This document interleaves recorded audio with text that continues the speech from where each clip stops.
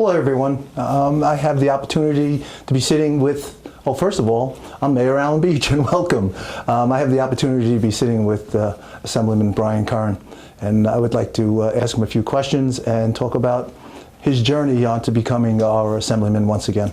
So, Brian, welcome, and it's good to see you. Mr. Mayor, thank you for doing this, and it's great to talk to you. It really is nice because there's a little history here, and you know, there's a lot of history. And you had quite the journey to get to this point. But yes.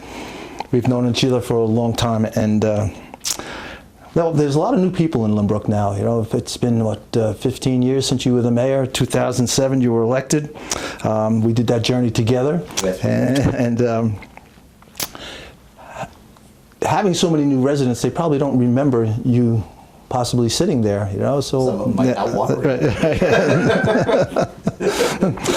So could you tell me a little bit about yourself at this point with the new residents and what led you to this point? Sure. And again, thank you for doing this. So me and Alan, the mayor, have known each other for the better part of, what, 16, 17 years. Yes. And scary how fast time goes. Yes. Yes. And he knows my story. You know, I was born and raised in Lynbrook. You know, my parents, it was the quintessential immigrant family. My father came straight over from Ireland, and they bought one house, and that house was on Christabel Street over in the northeast of Lynbrook. And they had 6 kids. I was the runt of all of them. I was the 5th out of 6. And we lived there forever. And I went to school. I went to Our Lady of Peace, went to St. Agnes, eventually went to law school, got a law degree. And then sometime around 2006, you would know better than me, 2006, I was approached to run for mayor of Lynbrook. And I have to tell everybody, and I tell, you know, and Alan would agree with this, it's the best job that you could possibly have, you know, being the mayor of the village that, you know, I grew up in, but you were there for years, decades before that. And it was a great job. And you know what, it was a great job with great people, me and Alan, and you know, William Hendrick, who is no longer with us, former mayor. Oh, don't worry, he's with us. Yeah, he's with us. He's with us. Probably making fun of us right now. But we ran together, and we won, and we weren't predicted to win because all 3 of us we were running on a different type of line, a no nonsense line, and you know what? And we had 4 really great years. We did big things, and I know I'm proud of it. I know you're proud of it. I mean, you have so much more to be proud of because you've done so many more big things since I left, which I'm sure we'll get a chance to talk to. But think about this. You know, we ran for mayor and on the board that first time about cutting village taxes, and you know what? Everybody said that we couldn't do it. Correct. And we did it. Yes. And we were the first people in the history of Lynbrook to cut taxes. And I have to give kudos to you for that, though. I have to, because you led the charge. Yeah, but It's a team effort, but you have to have a good leader. But you want to know something? And for people who have been in Lynbrook for those 16 years, they knew when me, you, and Billy got on that board, it was a tough situation. The village was in transition, and you know, with you and with Billy, we brought stability to that board, and then, you know, and we got, like I said, we got big things done, and you just continued after I left to just getting big things done. So we had a good 4 years, and then after that, in 2010, the Republican Party came and asked me to run for the Assembly, which I did, and we served in the Assembly with Lynbrook being one of the districts, you know, from 2010 to 2018. And it was another job that I loved. I loved the people. I loved helping the people in those areas. I came to love, you know, the villages of Malvern and East Rockaway and Ruffle Center and Freeport and Baldwin and South Hempstead. It was in Oceanside. It was just a great job, and I loved it. Right. People don't realize that when we talk about Mayberry, those few villages, it's that way. Everybody knows everything, you know. So you got to behave yourself, like your mom used to tell you. Behave yourself, because you never know who's going to pop up. And you want to know something? And the funny thing, you should say that, you know. Lynbrook's about 19,000, 20,000 people right now.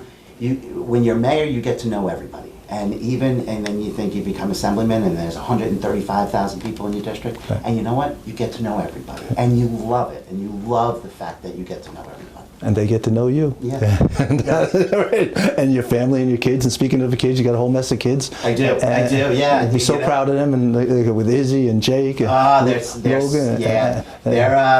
They're a handful. When me and Alan started, they were just young kids. My wife Rosemary, she is a saint. She is a saint. She's put up with all this stuff, and we have 4 kids, and Isabella being the oldest, and Jake and Riley and Logan, and they've gone all through this, and we always kid, our therapy cost for those kids having to go through this politics stuff is going to be huge. When it is true. Don't worry, it's going to reverse though. It reverses. All right. So you get elected to the New York State Assembly in 2010. You were there until 2018, and then what happened? That's the easiest question. I lost. I lost, and it was 2018 was a bad year for Republicans. It was the first midterm for the new Republican president. And it was a bad year, but you know what? And I know you heard this story, and I tell everybody this story. I was all right with it. On election night in 2018, we were at a headquarters. You were there because you are a fantastic friend to me. And we walked out with my oldest daughter, Isabella, and she started crying. And she said to me, looked up, and I said to her, I said, Izzy, there's worse things than losing an election. And she said, Dad, these tears, you're totally misreading this. These are tears of joy. I never have to walk another piece of literature. I never have to lick another. And look, because she grew up in this. Right, and she was right. And you know what? We had a fantastic run as the mayor of the village that I grew up in. I was the assemblyman for a district that I loved for 8 years. And coming, like I said before, as a kid from a father who came over here from Ireland, didn't know anybody, and a mom from Brooklyn, and they didn't, never had a penny to their name. I had a great run, and I was good with it, and I was happy, and it was fine. Like I said, it was a great run. Well, that's a question too I have, just that you mentioned your parents again. So you had there were 6 kids. Yes, there was. How'd 6 kids fit into that house? And you know what? And you know what? You look around that neighborhood. There was 2 rooms with at least 2 of us in at all times, and and 1 bathroom. That was the one thing. And people in Lynbrook know, you have these big families, and there's 1 bathroom. It's almost like a kill zone. There's certain days trying to get in there. All right, so now here it is, 2022. Yep. Right, and you decide, well, actually 23 now, but in 22, the election comes up, and you decide to get back into the politics arena. Yeah. Why? Yeah. So. Like I said, on election night back in 2018, I thought, my political career was over, which I was good with. I didn't think I was ever going to get back into it. But in 22, an opportunity arose. They asked me to consider running.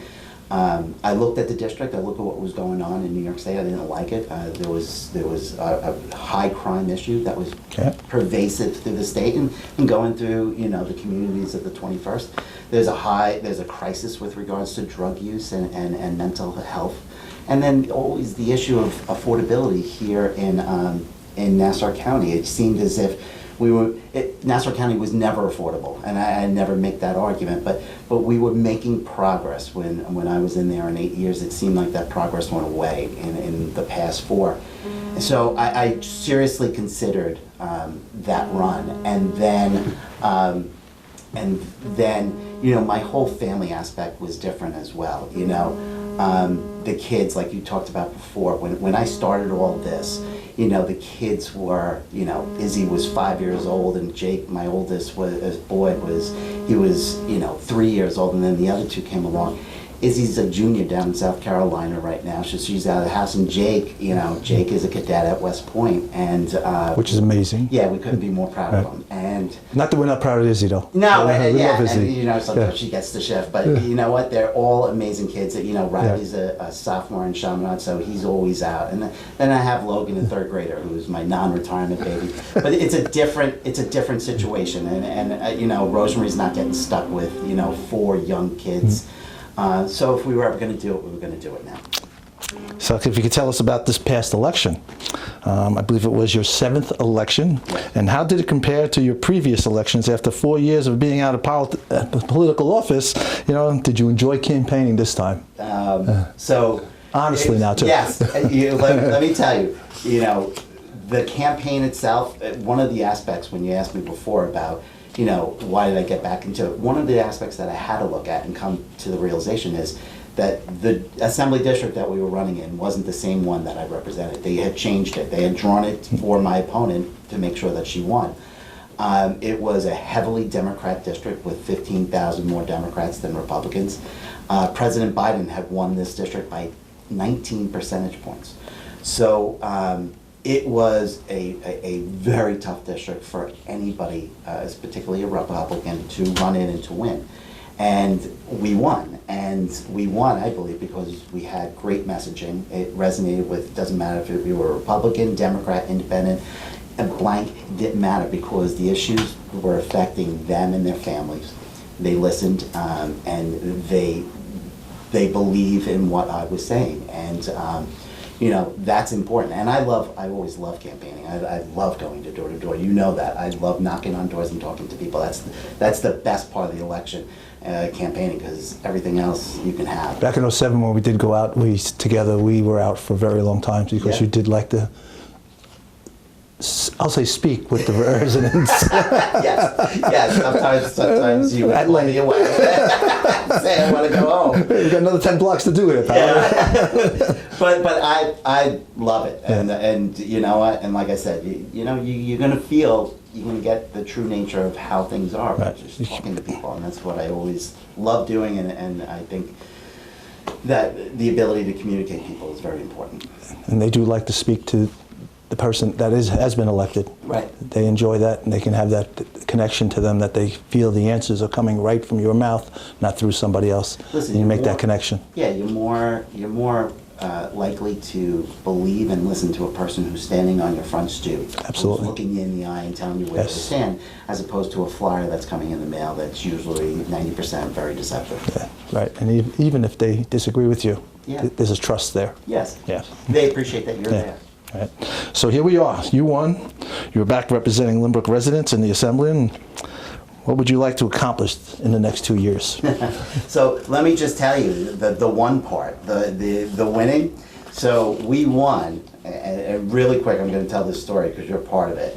We won by 138 votes, and that is out of 53,000 that was cast in this Assembly district. Wow. And again, in the context of it being drawn up for my opponent, it is a great number, but it's still a close number. Very close, a nail biter. Yeah, and it was fun. And on election night, it was you know, we were collecting numbers. You were there, and then we went over to the Coral House to, you know, hand in the numbers, and all the candidates got up there on the platform, and I'm standing in the back because we didn't know we won. Right. And in fact, when I was up there, I got a text saying you're 600 votes down with only 14 EDs left, and I thought, okay, it's over. And I remember walking down off the platform, seeing you, and like, out, Mayor, we're out. We're out, you know, it's over. But by the time we got home, it was about 2 o'clock in the morning, we got home, we got a text saying we have 250 votes up, and 138 of those votes stood, and we were declared the winner. Can you imagine that, out of all those people? Yes. So it was very close. I mean... You know what's funny?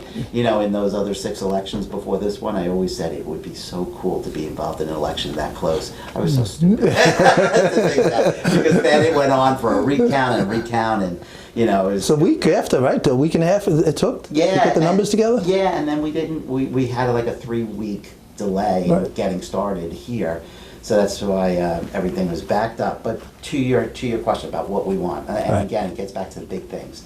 You know, I want to do big things. I want to get back to, you know, working. Here's something that's missing in Albany and in Washington: working with the other side, with Democrats, with independents, making sure that we get big things done. First thing, you know, let's get the cashless bail law amended so that we have safer communities. Let's get more funding for mental health and the drug crisis. We can do that. Let's work on things that we are together. Let's make Nassau County more affordable. And the first thing, you know, they passed the commuter tax, but it's not really implemented yet. Let's fight that. Let's make sure, because that's going to negatively affect a lot of Nassau County residents.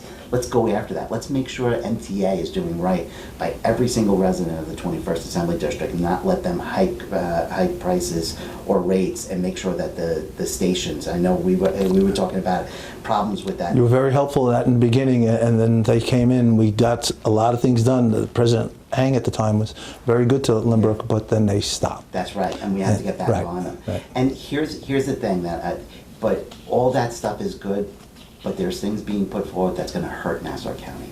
And one of the things that the governor talked about in her State of the State is the open migration out of the state. She says that, she admits it, but then she doesn't talk about the real reason for it, and it's the high taxes here. And her solution to the high taxes is this housing proposal, where she is going to basically make sure that there's affordable housing. She specifically pointed out Nassau and Suffolk, and that's going to be constructed, and if it isn't, the state's going to come in and mandate it. And, you know, that's a problem. You're an elected official for a village. You've done an extraordinary, and I don't use that word lightly, an Thank you. extraordinary job in Lynbrook. It's, you know, like I said, we did big things when we were there together. You've done 10 times the amount of big things since I've left. One of those things is make sure that there's affordable housing here in Lynbrook now, with the Cornerstone that you made sure went in at Capri, that was a problem, and now with the Langdon project that's going up over at the Featherstone. But getting back to this proposal, if you didn't have these, the state could come in and say to Lynbrook, in a half-mile radius around that station, you have to build 3% of your overall number of units. You have to build 3% more within a 3-year period, within that half mile. And if you don't, we're gonna come in, we're gonna pick a spot, and we're gonna pick a developer, and they're gonna build it. That overrides not only your local authority and the local authority of every village in the 21st Assembly District, but what it also does is it takes the ability of determining the character of Lynbrook, Rockville Center, Baldwin, Freeport, Malvern, Valley Stream, and East Rockaway out of the hands of its residents who get a chance to elect their officials. We can't stand for that. We can't No. let that happen. And here's you are the example to that. That you are the example. Local authorities can get this done and get it done within the purview and the character of the village they represent. We don't need the state to come in here heavy-handed and say, No. this is what we're doing. We live here, we know what the character of our village, what we want with our residents. Right. They've had demanded certain things, and we're trying to meet that need that they want. Feather Factory's been vacant for 15 years. We all believe that this is a great opportunity for the village to expand, but this is our opportunity, not theirs. That's right. To make our village look better. And their ideas are definitely not going to work for us. And let me tell you something, I personally know how incredibly hard it was to get a project at the Feather Factory, because I failed for 4 years. I failed at it, I couldn't get it done. I know Mayor Hendrick, who followed me before you, tried his best to get it done. He couldn't. Really kudos to you to get that project done, because there were people in Lynbrook that never thought that the Feather Factory would ever get redone. Well, when we all put our brains together, we are able to Right. get things done. You know, it's just, listen, working with you in the beginning was very helpful to me now. You know, you were good. I learned a lot with you. You know what's so funny? It's just getting back to the whole thing. You know, people have lost their faith in elected officials. And listen, I'm not standing up for politicians or elected officials, because they've worked at it. They've worked at it. Especially now, what's going on. Yeah, and it's but then you have people like yourself who really gets up every day just to do the right thing by the people who elected you, and that kind of gets lost by the wayside. And more important, people's faith in the ability of elected officials and government to get big things done to make their lives better. I think that's in an all-time low, and I really, if there's any history to be taken from me and to you, big things can get done. We can get done. Working together. Yeah, and we just have to get back to making sure that it's the residents we care about, and not either our careers or our parties or anything like that. Let's just do what's best for the residents. Correct. And with that, I'll thank you for taking the time. Thank you. And, well, this was nice to sit and talk, and we can do this in the future, I hope. It was great. All right, and is there anything else you'd like to You know what? speak about? Thank you. Yeah. And you know what? And this is to everybody who watches this. You know, being a mayor was a great job. Being in the assembly was a fantastic job. The fact that that I was reelected to this position. I want to thank everybody. I want to thank everybody for giving me this opportunity. And you know what? If you voted for me, know that your support means everything to me. And if you know me, you know that's the truth. Even if you didn't vote for me, what I want you to know is for the next 2 years, I'm going to work every single day and fight for you and your family to earn your support. And that's the best that I can tell you. And thank you again for the opportunity. And thank you, Mr. Mayor. And you've always worked very hard when you were in office for us. Thank you very much. Thank you, Mr. Mayor. Mr. Assemblyman. Thank you. Thank you for joining us.